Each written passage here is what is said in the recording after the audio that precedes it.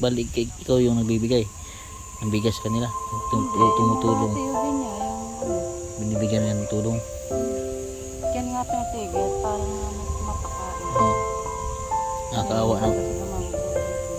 nakakaawa naman yung mga bata, ano.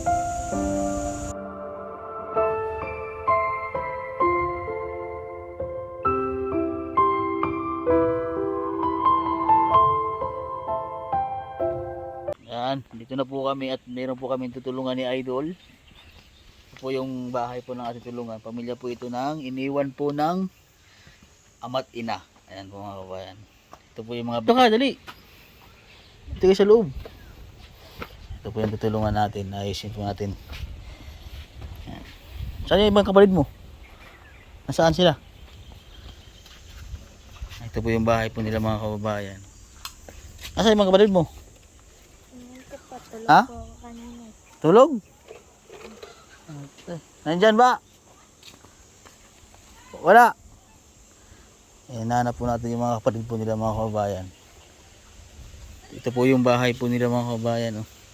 Ito po yung tutulungan natin ngayon. Bari ilang pong pamilya po ang pupuntahan namin ngayong araw na ito. Ayan. Nasaan? Sila po yung iniwan ng ama't ina eh. Eh kayo yung kambal? Nasaan yung kambal mo? Nasaan? Punta dito, dali. Sino na tawag mo? Inaayos po siya natin. Ano po siya? Yan po ang kanang tiyahin na nagbibigay tulong po sa mga bata. So lilipat naman po kami ngayon sa ibang tulungan po namin. So maraming salamat po kay Idol dahil napuntahan niya po itong pamilya pong ito at natulungan po namin. Pambahay po ng tinulungan po natin. Yan. So dati pa man po mga kababayan, ako po ay researcher na po ni Idol Pugong Biyahero. Noon pa, nakarang taon pa. Magkasabi bago pa po sila lumipat ng Davao. Kami po yung PB Team Batangas. At ngayon po ay may kanya-kanyang destination po kami sa aming tinutulungan. Ito si Idol. Ayan po siya. Ayan. Tapos sa mga bata. Inaayos niya po. At ito po ay napuntahan po natin at nakita po natin at yun nga at sakto naman po ay si Idol po ay nandito sa Batangas. Ayun po ay pinatulungan ko po sa kanya dahil sobrang kawawa po talagang itong mga bata na ito. Sobrang niwanan po sila ng mga magulang nila. At sana mapanood po ito ng mga magulang nila na ganito yung sitwasyon ng mga bata. So ngayon po ay pupunta po kami ng Balibago at Balayan. Mayroon po tayong tutulungan doon.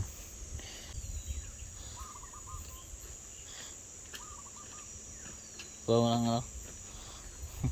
sa ingan. Ito po yung mga bata.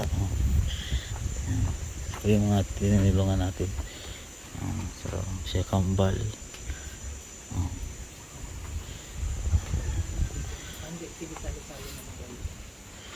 Siya kambal. Tawa ang mga bata. So ito po yung tiyahin po ng mga bata mga kabayan.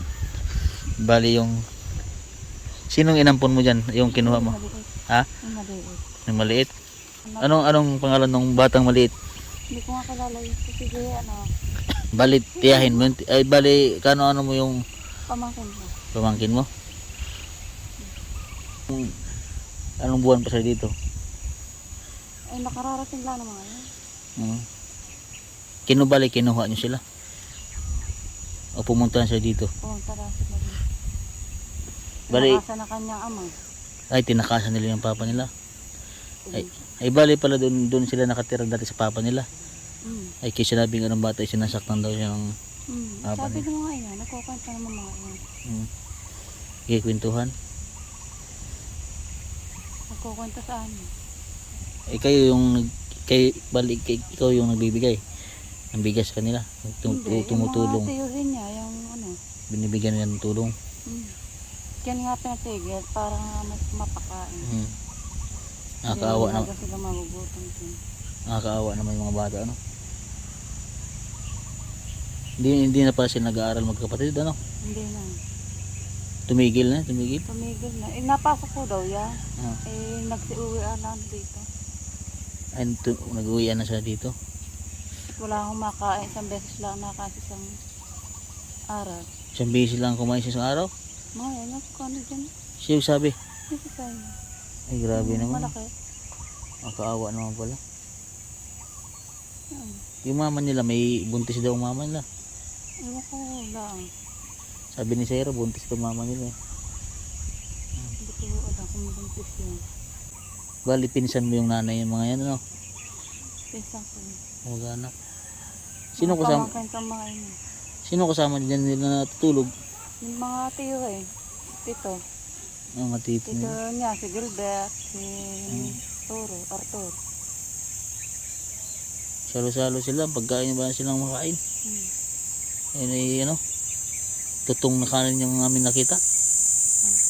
Hindi pa daw sila nakasayin kasi hindi pa daw sila kumain kasi wala pa silang ulam. Wala nga daw silang ulam. Anong madalas na ulam yung lagi ila dyan? Ay, minsan yan o, bagoong. Bagoong. Ha? Bagoong yung ano, isda. Diyan bagoong. Isda. Nakain na sila oh. Pinakain nga ni Idol oh. Pag yung mga nagdadagat, binibigyan naman sila. Yung kanyang tiyo ay naglalambat. Pag may hulay, di Nabigyan. nila, ano, niluluto na na. Siya nagluluto. Yung kanyang tiyo. Ang tiyo. Yung kanyang tito, Tito Gilbert, Toro. Ayun ay may binigay na tulong si Idol ha. Baka may binigay na pera. Ay baka ano. Ay ikaw naman ay tiyahin. Ay yan mo kung itago na maigi. Baka nakawin. Yung pag-uwi ng mga yun, nawala na agad ng pera. Ano? 1,000. 1,000? May nakawan pa. Nakaawan niya. Ano? Lapin ko eh. Yan ang kapatid. Sinabihan mo rin niya siya. Yan ang kapatid na panganay. Na padalyo. Panganay. Yan yung kapatid niya. Yung galing sa trabaho. Ay nagaling na no. Dumating na po yung kapatid po nila na kuya yun. Oh. Yan. Galing sa trabaho. Galing trabaho. Ayun yung naghanap buhay yung kuya nila. Saan nagtrabaho yan? Doon kay Pedro. Construction. Construction. Yeah. Awa naman yung mga bata na yan. No? Ha? Iniwan na kanyang amot ina eh. Bakit kaya may mga ganong mga magulang ano? Iba kayo. Ha? Iniwan na eh. Sadyang may mga ganong mga tao no. Iiwan yung responsibilidad mga anak ano. Maganda pa naman ang kanyang mga anak no, at mga gwapo. No? May kambal pa. Uy, naka-violet na yun eh. Nagpaampo na sa akin eh. Yung naka-violet. Ay doon na tulog. Doon na tulog sa inyo. Sa amin natulog. Yung bunso nila ang kinuha mo na. Ang bunso nila. Ay sa amin na tumigil eh. Ayaw nang umuwi dyan. Ay malapit lang naman dito sa inyo no. Wala. So yun po mga kabayan at tapos na po kami mag-vlog po ni Idol. Maraming salamat po pala kay Ate Josephine Pakibot na siya po yung dahilan kung bakit napuntahan po namin to ni Idol itong pamilya po na ito. At sa kanyang tiyahin po, maraming salamat po. Ayan, dahil nagsalita na po ang kanyang tiyahin sa nangyari po sa kanyang mga pamangkin, kung ano po yung dahilan. Ayan, sa ating mga viewers po at mga subscriber at sa mga sponsor po natin, maraming salamat po mga kabayan. At mayroon pa pong pupuntahan kami ni Idol na ibang lugar na tutulungan po namin.